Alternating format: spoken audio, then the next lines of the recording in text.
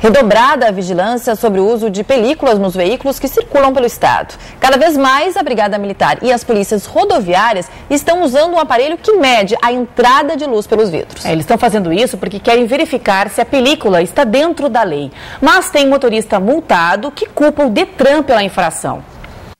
Para muitos motoristas, a película é acessório indispensável. Aliás, carros sem ela é raridade hoje em dia. Uma para proteger do sol, né? E a outra para não verem tanto o que tem dentro do carro, de som e se deixa a bolsa da esposa, alguma coisa assim. Só em Cruz Alta, na região noroeste, as empresas que trabalham com a instalação do produto afirmam que a procura dobrou nos últimos 5 anos, mas dificilmente os usuários estão dentro da lei.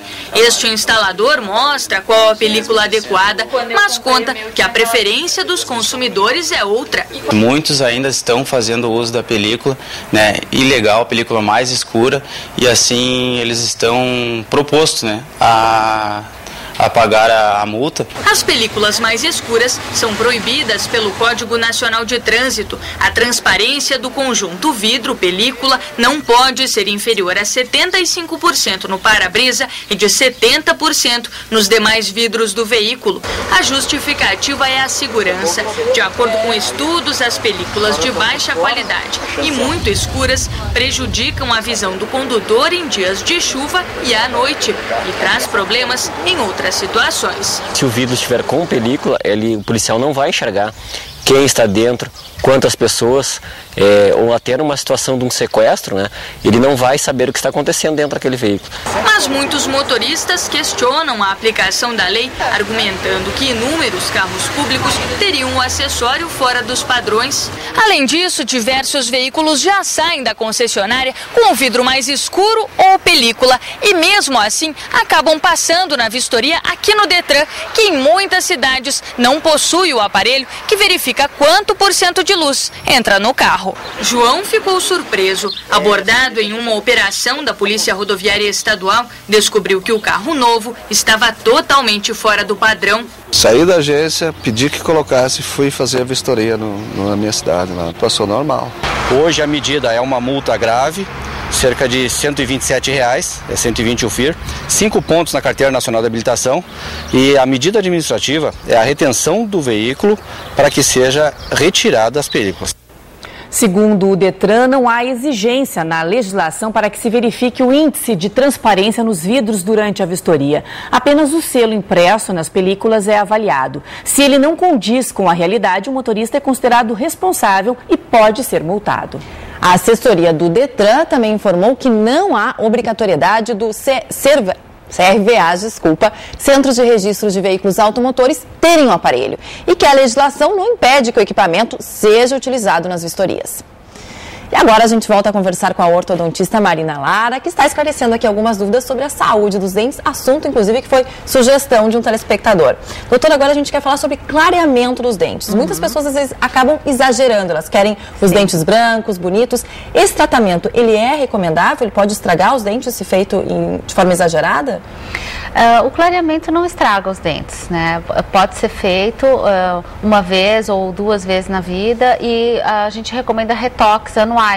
Então, uma vez que a pessoa fez o clareamento, ela reduziu a tonalidade dela, então existe uma escala de cor, então muitas vezes o clareamento pode mudar 3 tons ou 4 tons para mais branco, né?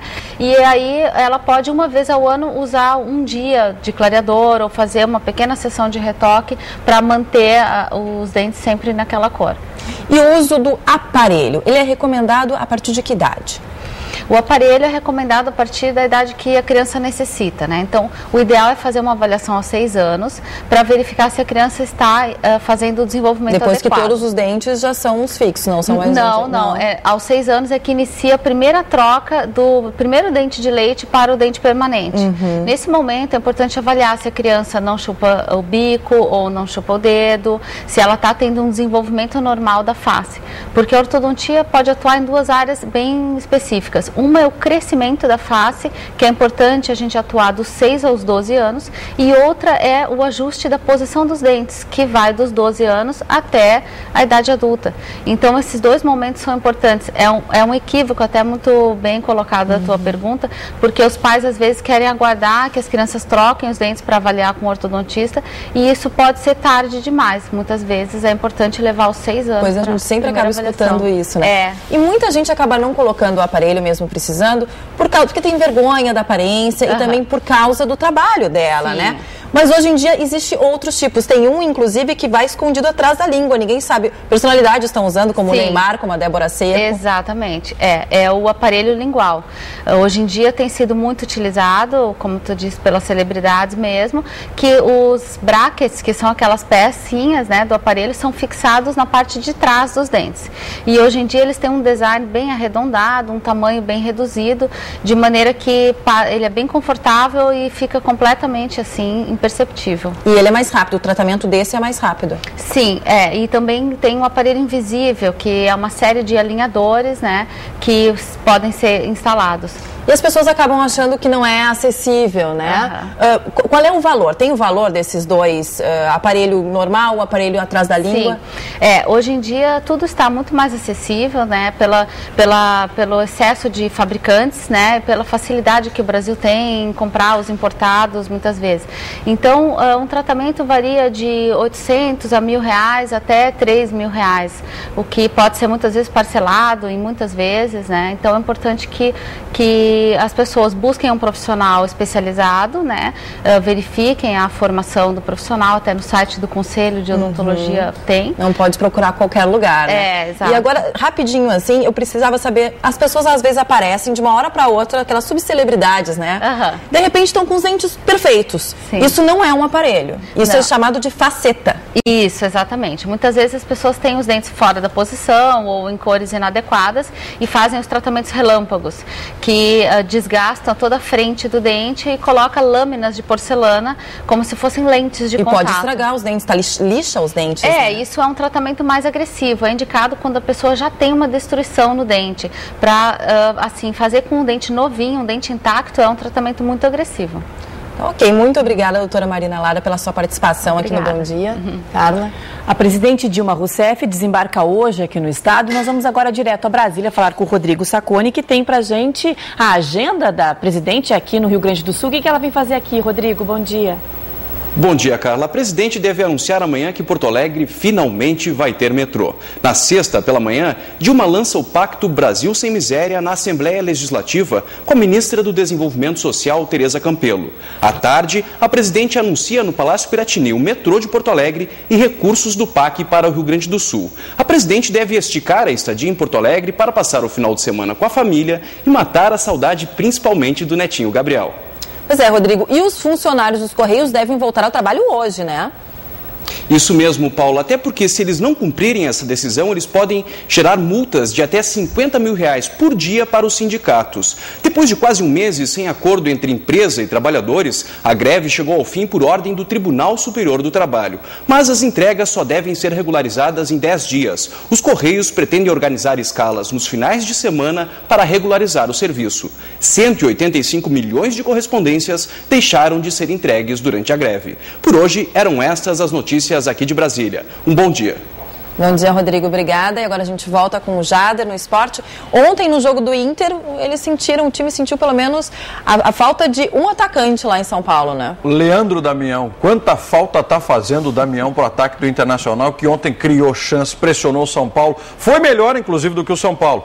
E a gente fica pensando, né, os colorados especialmente, poxa, empatar com o São Paulo em qualquer circunstância fora de casa é sempre muito bom. Agora, na medida em que o time está atrasado no seu processo de buscar a proximidade com o G5, né, o grupo que vai à Libertadores da América, aí esse resultado acaba sendo até frustrante. São Paulo e Internacional, duas das melhores equipes do Brasileirão em campo, promessa de um grande jogo. Não passou de promessa. Um primeiro tempo morno e de pouco trabalho para os goleiros. Rogério Ceni só defendeu essa bola, fraca e em cima dele na falta cobrada por Andrezinho. Muriel trabalhou um pouco mais. No chute de Cícero, defesa tranquila. Na boa jogada de Dagoberto, a batida não saiu como ele queria e facilitou para o goleiro colorado. São Paulinos e colorados esperavam mais do segundo tempo. E realmente os times melhoraram. Criaram algumas oportunidades de gol, mas elas não foram suficientes para mudar o placar. Logo no início, passe de Ilcinho para D'Alessandro chutar fora. A melhor chance do São Paulo saiu nessa bela jogada. Passes de cabeça de Luiz Fabiano para Dagoberto e dele para Rivaldo, que perdeu o gol.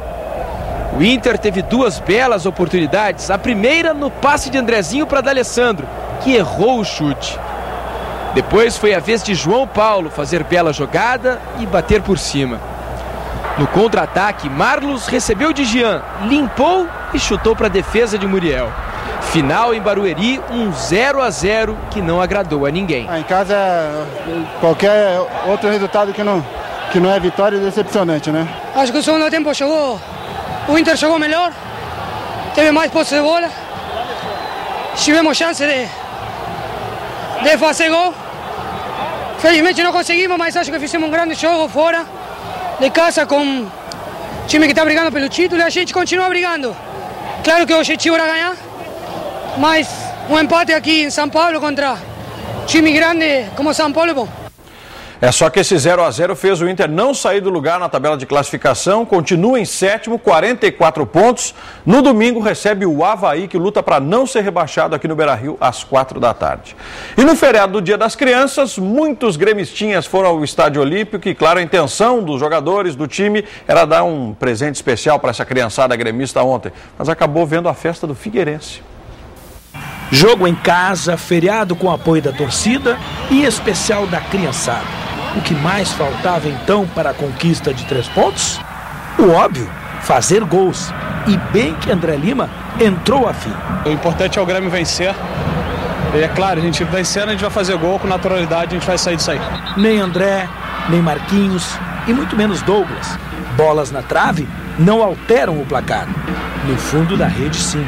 E o baixinho Aloysio, que cresceu nas categorias de base do Grêmio, mostrou quanto amadureceu indo jogar em Santa Catarina. 1-0 Figueirense. Ainda era primeiro tempo e o Grêmio não se tocava que no Dia da Criança, independente da idade, todos no Olímpico só queriam sorrir. Mas de que jeito, se até o ídolo voltou a falhar no segundo gol do Figueirense. Elias decretou na primeira etapa Grêmio 0, Figueirense 2. Veio o segundo tempo, com Gilberto Silva e Miralles. O Grêmio foi para cima do Figueirense. 30 bolas alçadas na área, até que uma delas, cabeceada pelo zagueiro Ed Carlos, animou a torcida. Mas o feriado era mesmo dos irmãozinhos que vieram do outro lado do Mampituba.